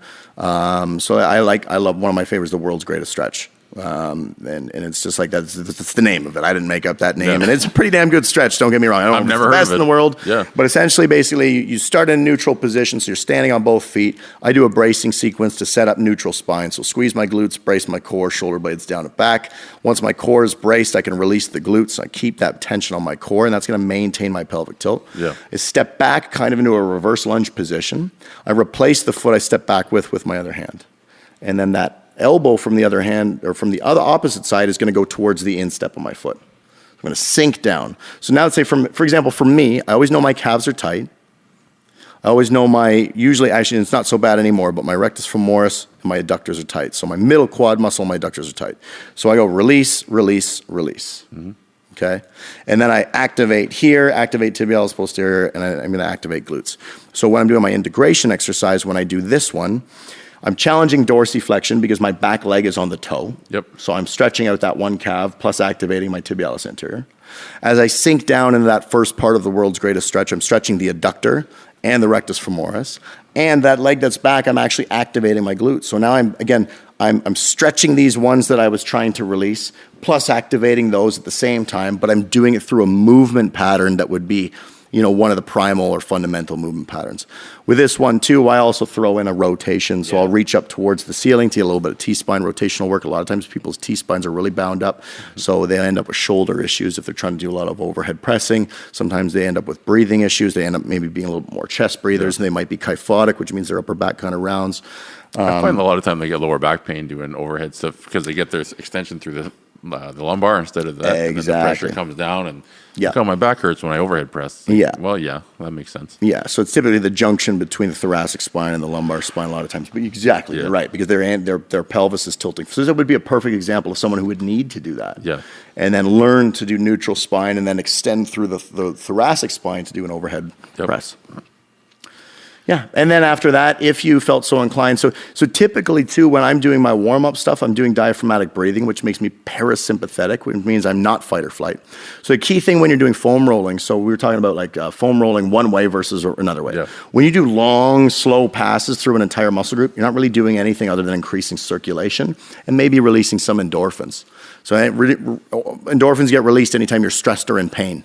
So important thing when you're trying to do self-myofascial release to reduce neurological tone, you don't want to be in pain. I haven't seen a lot of people who look relaxed when they're in pain. No, for sure. So on a scale of like 1 to 10, you don't want to go over 5 or 6. And you want to find a tender spot, we'll say trigger point, but you want to find a tender spot and either do a static compression for 35 to 45 seconds where you just stay on it, or you do like a micro oscillation where you're going basically about an inch back and forth. And you might do that for 15 reps or 30 to 45 seconds. Yep. That's how you reduce neurological. Those long passes, that's great for post-workout to help reduce DOMs and increase the speed of your recovery. Sure. And then increase, it helps for just feeling good afterwards. I love that stretch that you described. I know exactly what you're talking about. Man. Yeah. It puts that whole body, especially when you twist, go arm to like everywhere is getting activated or stretching or something. And if you have a weakness, it's going to show. Yes, yeah. And then, so if you're doing all this stuff and you're doing your diaphragmatic breathing, essentially now you're going to go into your workout and you feel like calm and chilled out, all zen mode. Exactly. You might want to do a central nervous system activation. So you might specifically do, and you want to activate, not annihilate. So you might do, full body med ball slam, 3 sets, 5 reps, as hard as you can slam. I always tell my clients, imagine it's your trainer's head. No one has grabbed it and cradled it and kissed it yet. It's okay, Matt. We like. And then everything's gonna be okay. And then slam the ball on the ground as hard as you can. And that way you're just waking the system back up. You're preparing yourself for war again. That might be a warm up in Matt's world for lower body. For example. Might be. Yeah. And you could do some core activation. So let's say, for example, I did that active straight leg raise, right. And that when you go to stretch your posterior chain. It's not going very far unless you activate the core. Well, after my release work, and my activation work, after my release work, I might do a core activation before I do my mobilization work. Right. And the important thing is that if you just did that foam rolling and the activation, but you did nothing else, you're not really creating a dramatic effect that's going to last long term. You have to go through this process of doing some neural re-education. So a lot of what happens in the body takes place in the brain. And once you get everything balanced out, that's why you do that integrative motor pattern, that motor pattern. Maybe it's not the world's greatest stretch or whatever it might be, because what you're doing is you're training the brain now to do that movement with everything positioned properly. And the more you do that, the more your body will just kind of start to hold itself properly or perform properly, and it becomes an unconscious competence where you don't have to think about neutral spine anymore. Neutral spine just there. It's just there. Right. Yeah. Everyone can throw every excuse or whatever at someone like you, but this is what separates the elite from the regular person. You know what I mean? Yeah. We talked about workout. You haven't lifted a single weight yet.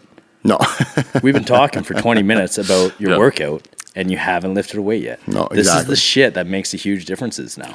I'll tell you, I used to be, so I remember my buddy, this is back when I was probably about 30. His friend had saw me at a grocery store and he said, "Your friend is so big he can't even walk right." I remember telling me this laughing. It's funny, but it's not because I was big, it's because I was too fucking bound up. Yeah. Yep.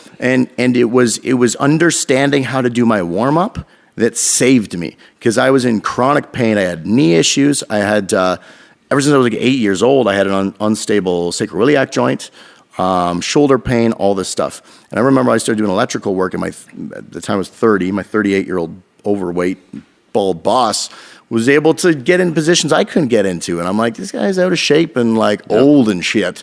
And I'm supposed to be jacked, and fucking somehow he's stronger and better than me and all this stuff. What the hell? Well, because the muscles that were short and overactive, reduced ability to generate force. The muscles that were lengthened and underactive, reduced ability to generate force. So not only was I not as strong, but I was in pain, I was bound up, I couldn't do stuff. So learning how to dial in my warm-up, honestly, it was probably one of the single most important things I ever learned in my training journey so far. And when I learned how to do that, unless I'm an idiot and I punch something and fucking hurt my hand, I almost never have aches or pains at all. And I would say those last couple of years, I've lifted more weight than I ever have in my life. Wait, throw out some numbers just so people know. Like, you lift some serious fucking weight. And what'd you do at that powerlift competition? I did a 750-pound frame deadlift. We did a 590-pound Conan's wheel. I did 3.5 rounds of that. We were doing, I think, 260-pound Viking press. I did that for... No, we did like this carry medley, so it was like a 225-pound keg and then like a 250-pound Husafeld stone, and there was a barrel filled with water. I don't know, but it fucking weighed too much. And you did the Highland Games, right? Yeah, so which you whipping shit around at fucking crazy forces. Throwing heavy cannonballs. You're spinning around with some of these and you're generating 700 pounds of force around and stuff like that. So your body's... So the fact that you're not getting injured is speaking to volumes. I mean, you're not going in there and doing easy workouts. You're going in there and doing some crazy shit. Yesterday, I hadn't worked out and I hadn't done deadlifts in 3 weeks because of my hand. Yesterday, I went in and deadlifted 500 pounds for a set of 8. I see that. You know? Yeah. So like, fuck, I wish I could get one of those. It's crazy, man. Crazy. Good for you. And the more you learn how to dial all this shit into, the more you learn to understand your body and understand like the mechanics and how and why this shit works, the more you just pinpoint these little things. Like before your workout, you could feel, okay, this isn't firing properly. And then you just do a different activation sequence. Or this feels tight. And you really just like, you can individualize everything you do for yourself based on just a body awareness after a while and knowing the tools, knowing the how to, essentially like, understanding how to warm up your body properly is like learning how to biohack the body. Yep. You know, you understand how things work, why they work, what receptors you're trying to almost like modulate, what effect you're trying to create on the body. If you're sympathetic, for example, if you're in this fight or flight, muscles are going to be tighter. Yep. So if you're trying off the get-go. Yeah, if you're trying to do release work and something fucking hurts, you're not going to get as much release out of it. Hey, I got a question for you before I forget, actually. Now that you mentioned SI, sacroiliac pain. Okay. I know you and I are both big one-handed dumbbell pressing and I started doing that because of you. Yeah. Right? So I did that at the gym not too long ago. I was in London, right? SI out. No, I didn't. But a guy made me realize something. So I'm doing one-handed presses. Never thought of my SI joint. I've had reoccurring SI joint pain. So I'm doing the one-handed dumbbells, whatever, set it down. And this guy comes over to me and goes, man, if I did one of those, I'd blow my SI. I'm like... fuck. Yeah. Maybe I go, maybe that's why I've been blowing mine all the time. So is the one-arm dumbbell press that bad for the SI joint? This is a question just for me. I don't care who's listening right now. So one of the things I realized is when I was just go to East End right now? We just maybe pause. Is it still open? Oh, yeah. Fuck yeah, let's go. One of the things I realized when I was doing the one-handed stuff and the alternating stuff is I was putting my SI joint out much more regularly. However, is that the cause? No. And can you work around it by strengthening the SI joint? Yes. A lot of times SI dysfunction oftentimes comes down to the feet. So feet's a big thing, but it also, so there's the sacrotuberous ligament or some weird shit like that anyways, but the ligament essentially that kind of connects your sacrum to your hip here. But if it doesn't have stiffness, then you're much more likely to discombobulate your SI joint. I haven't put my SI joint out in over a year now. Nice. Good. I'm glad to hear that. And that's still deadlifting 700 pounds. And so strengthening your feet, strengthening your glutes, learning how to like an active foot, that kind of thing, but core, like knowing how to brace your core properly and neutralizing pelvic tone. I've done a ton of research on this because it's been an issue for myself and so many of my clients. A lot of times, so not stretching of the hamstring, but release. So myofascial release of the hamstring can help.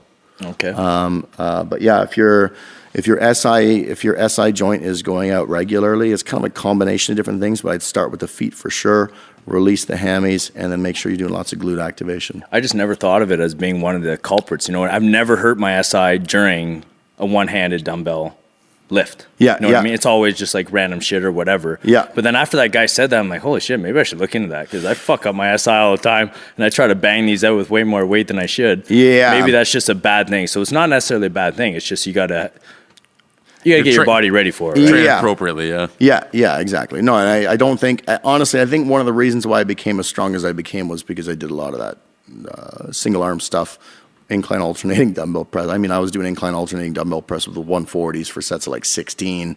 Yeah, I Just seen you do it the one time boom. in London. I'm like, this guy looks like a gorilla.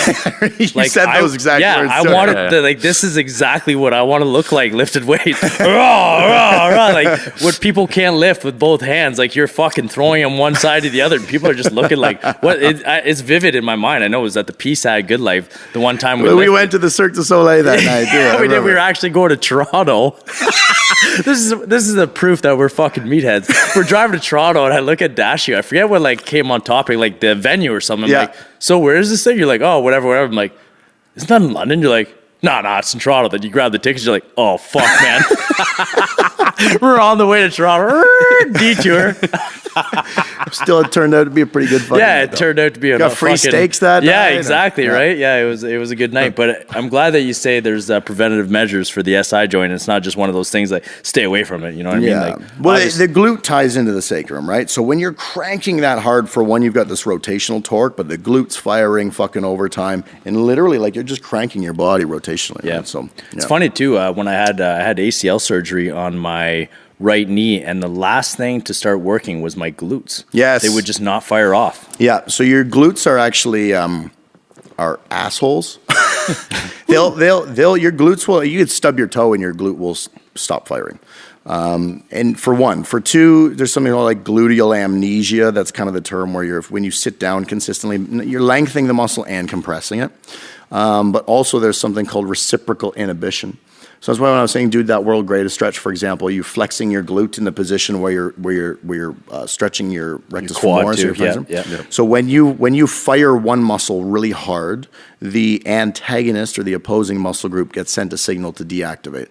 And that's a protective mechanism, because otherwise, if we were sprinting, when we drove one leg right behind us as our glute was firing and our hamstring was firing, our fucking quads would blow right off our blow hips. a tire. Yeah. So it's actually another one of those crazy built-in safety mechanisms. But once you learn how to use that, then when you're doing your mobilization work, okay, what muscle's tight and what muscle needs to activate? So when you're in that stretch position, now activate the opposing muscle group, and fucking, you won't feel it at the time. You don't feel like, oh, it's deactivating. But you helped again, that you're kind of programming the nervous system to, okay, when this one fires, this one loosens up a little bit. And over time, you can start to restore that balance. So the glute's one of those things, just a prick to get going. Yeah. I do every single lower body workout I do. And in reality, if you're always activating the same muscle groups, then potentially you're doing something that either not right or whatever. But it's just a habit for me. I always activate the glutes. Just because I just like to make sure they're working. They're one of those often overlooked, super important muscle groups. If you get lower back pain when you're squatting all the time, ankle mobility, glutes aren't firing. And if anyone's watching, you want it to look tight. Oh, Yeah. fuck yeah. Plus, You gotta look good for the gram, bro. plus, man, doing hip extensions from the ground, I call them air humps too. Yeah. It's, you just stare at some guy in the face while you're doing them and smile. It's one of the most intimidating things you can do. And he's like, why does this guy look so calm while he's doing this? He must be a murderer. Yeah. I'm gonna try that And then next go time. curl in the squat rack. Yeah, that's right. Anyway, now that my glutes are warm, I'm doing biceps. Yeah. I learned so much from Daciw's podcast. Couple squats, I'm ready to go. There Bicep you go. curls all day, baby. Speaking of which, you don't even do bicep curls, really. Not until, you know what, I train arms a little bit more now. For years I didn't, because genetically my arms grow really fast. So just hang on. We're going to just put this out into the world. Matt Daciw, everybody, he told me one time, or many times, I don't train arms because they grow too fast, too big. Yep. Who the fuck is Matt? What? Fuck this guy. It makes the rest of my lifts too hard and inefficient, so my arms get too big. Well, no, it was. I'm like, they made the rest of me look ridiculous. If you got giant arms and moderate everything else, then you kind of look like a douchebag. And I already look like a douchebag, so I had to minimize the douchebaggery. But Anyway. so as a fighter, for example, if you got giant biceps, I got tiny biceps. I never work them. Like, Well, I'm like you. You right? don't want them to get too tight because they're antagonistic to your punches for one. Right. If you got giant pecs and giant biceps, then they're going to be inhibitory towards a lot of things that you're doing. So arms being bulky is not necessarily a great thing. If you're looking, they are a secondary muscle group for your biceps are a secondary muscle group, obviously, for all your pulls. They stabilize they help to stabilize when you're pressing. Triceps obviously are super important. So I've started over, and one, this is just a fucking egotistical thing for me. Once I got up to like 220 pounds, and I'm like, my buddy Carl's like, let's do an arm workout. I'm like, all right, I'll humor him. I never do arms anymore. And I did an arm workout. I'm like, holy fuck, the rest of me looks even bigger now. Right? It's like, if you're lean, you look bigger than when you're just a little bit less lean. You know what I mean? Like that bodybuilder thing. Well, I started to realize that when I train arms, I squeezed everything so hard, so it was like the rest of my body got bulging anyways. Yeah, so I'll do an arm workout intelligently. Yes, that's right. It's like integration. So now when I do an arm workout, that's selfie day. That's selfie day. Amen, brother. Been doing that since I was 20. There you go. I got one vein. I'm glad though. That's the biggest fucking arm vein I've ever seen in my life, though. I'm gonna milk it till the day I die. There you go. So what's next for Matt Daciw? Well, What do you got going on? there's lots going on. Oh, so you should plug your You've got that 8 week. your 8 week. so I'm doing an 8-week program. So this is 1.0. So it's not just a workout program. So I got into personal training because I wanted to help people. I didn't want to just necessarily. I kind of use physical fitness as the vehicle for helping people hopefully make other positive changes in their lives and develop attitudes that's going to help them everywhere in life. And, Joe and I actually were coming up and he wanted to come up with this idea and he said, you really like, who is the Canadian? What does it mean to be a Titan? Like, what are these things that you do? And like, what is it, if you were trying to teach someone to be, to live the right way or whatever, like what are the things that you would want people to know, the tool that they could have on their journey? So I kind of got to work and I put all these different ideas together and came up with this, 8-week program. So all the programming, this is kind of my, my own spin on a conjugate program. So I've got several different types of training involved. But it's not just the workouts. I also do, so every week there's lessons. So might be lessons on different types of exercises. So for example, I might do lessons on proper core training. So what's the concepts of anti-core training, anti-extension, anti-rotation, anti-lateral training?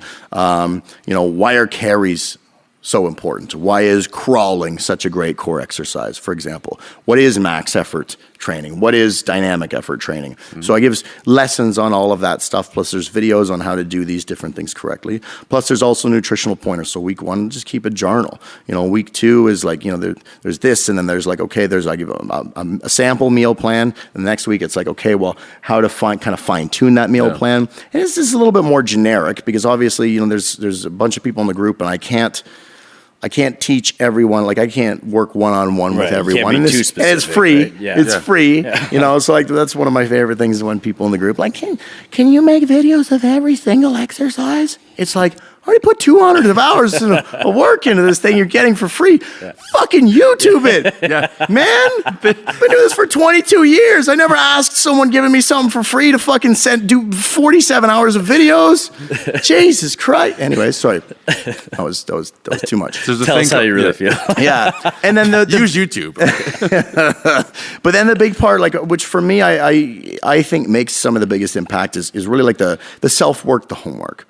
And every week there's, I can call homework assignments, but really it's inner work. So week 1, for example, the theme was, small wins, preparation, momentum. And we kind of have this concept of climbing up the mountain. And if you've ever done, you probably know this for some of the stuff that you've done in terms of training for the mind and it's just in life in general. And I've done some big climbs and stuff like that. When you go on a journey or you go on a trek or you go on an adventure or something like that, you don't just take off and have no clue what you're doing. There's a certain amount of preparation. There's mental prep, but there's also making sure you have the right tools, all the right gear, all that kind of stuff.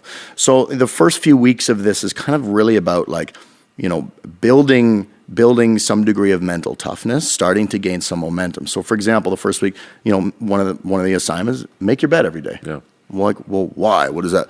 Making your bed, it's actually been scientifically proven. There was a study of 50,000 people, and 70%, so of all those people, all the people that made their bed in that group, 70% of them that made their bed were more likely to have owned their own homes, worked out consistently, been in better shape, been happier with their lives, had a better, higher paying career. So it's been scientifically proven that making your bed increases the chance of you just being more successful in life. And part of it's just like we were talking about that morning routine. You get a win. Momentum. You get up in the morning, I don't feel like doing something. Fuck it. I do it anyways because I'm committed to it. You make your bed. Now your room looks a little bit better. You feel a little bit better. You've got a win. What's the next thing? Gratitude journal. Okay. What are 3 things I'm grateful for? They got to be something different every day. Well, what's the big deal? Well, essentially by doing this habitually and starting your day off like that, everyone can come up with 3 things, no problem. I'm grateful for my mom, I'm grateful for my girlfriend, and I'm grateful for my dog. And then the next day, I'm grateful I have food, I'm grateful. But after 3-4 days, you're like, shit, what am I grateful for? Mm-hmm. And then after a few weeks of coming up with ideas, you're like, holy fuck. What it does is it rewires the way you think. So we all kind of have I call them perceptual filters. It's essentially how we view the world. Right. So, for example, if I'm looking at you, Joel, let's say I've got a white shirt on, you've got a pair of green sunglasses on, and I ask you what color my shirt is, and you don't know you're wearing green sunglasses. Okay. You're gonna say it's green. Are you wrong? No. Yes. No, but that's the thing, right? I'm wrong to you. My shirt's not green. Yeah. But based on your truth, it is green. Yeah. So your perceptual filter tells you one thing, and that has an effect on how you view your reality. Right. If you start to view the world through a lens of gratitude, you start to be more grateful for what you have. And when you're more grateful, you feel better. You have less stress. You have more positivity in your life. You act a different way. You have more energy levels. You know what I mean? So it has this positive effect where you rewire the brain to stop looking for everything that sucks in your fucking life. And you, man, if anyone in this probably city right now can understand that, it's you. And you've talked to me about this at length before, like that. Man, I was just so happy to get that breath of air. Everything else that didn't matter. As long as I got that breath of air, I was happy. I felt good, like life was good. And I'm like, Jesus Christ. He told me what he went through, and I'm like, I was almost in tears. I was trying to be a man in the back of my and car, not cry in front of you, but I'm like, I'm going to fucking start bawling in front of Bill right now, just knowing that my friend went through this. And he's just like, no, I was just happy to get air. And I'm like, what a fucking piece of shit I am for all the things I complain about. Dude, I was like that. I went and visited him in the hospital, Yeah. and that's exactly how it was, man. I was full of tears because I'm talking to him like, holy fuck. First off, I didn't want to go in. Yeah. So I was like, fuck this. I hate hospitals, blah, blah, blah. I don't want to see my buddy in bad shape, like all the selfish shit. Yeah. Then I'm like, fuck it, I'm going. And then when I got there and I'm feeling all this shit, and he's telling me about his fucking green tea and showing ass to the nurses and shit, I'm like, holy fuck, man. Like, I got to change the spin on my brain. You Yes, know what I mean? and that's exactly it. It's about changing the spin on your brain. Then the next thing was just mindfulness meditation. So, I mean, we could speak for hours about the benefits of meditation, and they're multifaceted. But essentially, the first week, so 5 minutes and just focus. Close your eyes. I'm breathing in. I know I'm breathing in. I'm breathing out. I know I'm breathing out. What does that do? Well, it teaches you to just be able to focus your mind. The next week was a different type of meditation. The next week, a different type. So every week there's these different things. And, now we're on week 6 now, and we're talking about paradigm shifts and essentially how to shift essentially the rule book, the framework through which you look at the world and different ways of doing that, right? So the whole thing is that it's a free program. I put tons of work into this, and I'm okay with that because really I just want to help people. But I'm not going to fucking lie. Eventually, I'm going to charge for it. Then 2.0, Joe's joking around. He says, we were talking about it the other night. He says, okay, we're doing this and this. And now we know how to refine it. We're going to do the next one. He says, we're not even going to fucking do 2.0. We're going to go straight to 3.0. I'm not going to lie. I was baked as shit with him, and I was laughing my ass off because I'm like, you can't have 3.0 without 2.0. That doesn't make sense. But anyways, it's just, this one right now, this version is free because we're kind of working out all the kinks, but it's still an amazing program. And we got tons of people doing the workouts. So the workouts are done. There's tips on nutrition. There's all this additional stuff in there. I even got my NLP coach to make a guided meditation for people.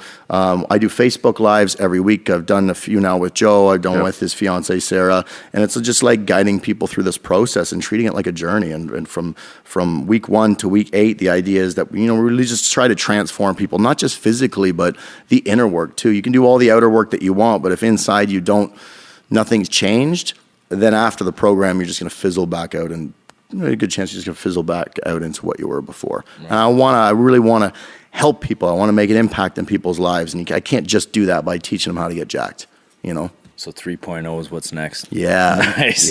Baby. Where do people find this? So if you online, if you go to www.teamtitan.ca, you'll see the registration page. You just put in your name and your email address. You'll get an email that goes through, and it'll tell you to join Titan Basecamp on Facebook. Probably by the time people hear this, it might be over, but we're going to leave that open and just allow people to have access to it, and whoever wants it. Nice. Yeah, for sure. Nice. And again, all the programs will be there, and everything will probably be done at that point. But then, eventually, and then, so I'll just approve your stuff through there. And if anyone has any questions or whatever, they can message me. Don't ask me to make videos of all the exercises, because I will respond politely, because that's who I am. But you won't get the answer you're looking for. I like it. I'm in the group too. I'm in that group, and there's a lot of people in there, and they're doing it and they're loving it, man. Like, absolutely. This is the first time I've done something like this, and I get very much inspired from other people. I had a lady message me. She didn't message me, but she commented on one of my deadlifts video. My son and I were just counting up the plates, and he didn't understand why we went from 0 to 45. He found out the plates, right? But she's like, "Thank you for being an inspiration to my son." That right there, I need to be a fucking better man, because I got kids watching. I need a better man, because people that I never would think are watching are watching. And I'm not just here for me. The way I look at life is like, when I'm driving up the roads, assuming I'm not cursing, swearing at people, like if I come up to an intersection and I see some ladies walking across with their baby, I'm not even turning my fucking wheels. I'm going to wait. I don't want her to stop to think. I don't know if this guy's going to do something, right? If I can let someone else, I live my life. My life isn't my life. My life is everyone's life. As long as I live on a world with all these other people, then my life belongs to everyone. And whatever I can do to make everything better for everyone, and just do my best. And I'm a fuck up. I've fucked a lot of things up in my life. I'm not perfect. I'm an idiot. Gee, I punched a fucking shelving unit the other day because I was pissed off. You know what I mean? I'm still a bit of an idiot sometimes, but I'm just a man trying to be better and trying to help people along the way, because at the end of the day, when my light burns out, hopefully I made some sort of positive impact, and I wasn't just here being an idiot the entire time. I could be an idiot a good chunk of the time, but hopefully I made something positive. A reasonable amount of time. Man, that's awesome. Yeah, gotta have some fun too. Right? Yeah, it's awesome to hear, man. It's a good outlook. Thank you. Yeah. Awesome. Is there anything else you want to get out before we wrap it up? I just want to thank you guys for having me here. This has been an awesome experience. I love you guys, and I've known you guys for how long has it been now? 7, 8, 9, 8, wow, 8 now, years. Yeah. I don't know. Yeah. It's been at least 5, 6, 7. I don't know. Something like that. Yeah. But Facebook might remember. Probably. Yeah. But no, it's an honor to be here. I really appreciate it. And so thank you guys very much. And come visit me, and come to Kitchener, Joel. Yeah, and, I have and to. And you know what? Yeah, and I am going to get some of your knowledge first. We'll get some of that on. We'll do that up in the new year for some video. Yeah, absolutely. And word has it, someone's going to be doing a talk December 8th or something. If you want to come down, there's still some spots available. This will probably be out after that, but we'll be down there. Yeah, any of the Kitchener listeners, Bill's going to be doing a talk about finding strength at the Rec Room. That's 399 Bright Up Street in Kitchener. Contact one of us online. There's spots are limited because we don't have that much room, and I'm not sure I'm going to be able to find enough chairs, so you might have to hang off the monkey bars. But if you guys want to hear an incredible talk from an incredible man, come listen to Muscle Bill. Thank you. Good. I'm plugging you guys. Yeah. This is great. Yeah. Sick. I wish I had something to plug. This is, I'm just Careful, an idiot, folks. Careful. You plug yourself, Lot. Yeah.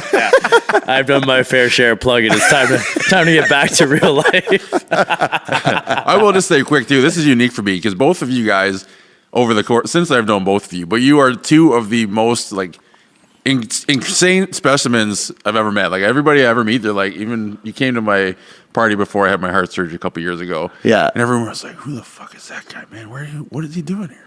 I'm like, "That's my buddy Matt." Like, do you see him? Yeah. Yeah, he's a big dude, man.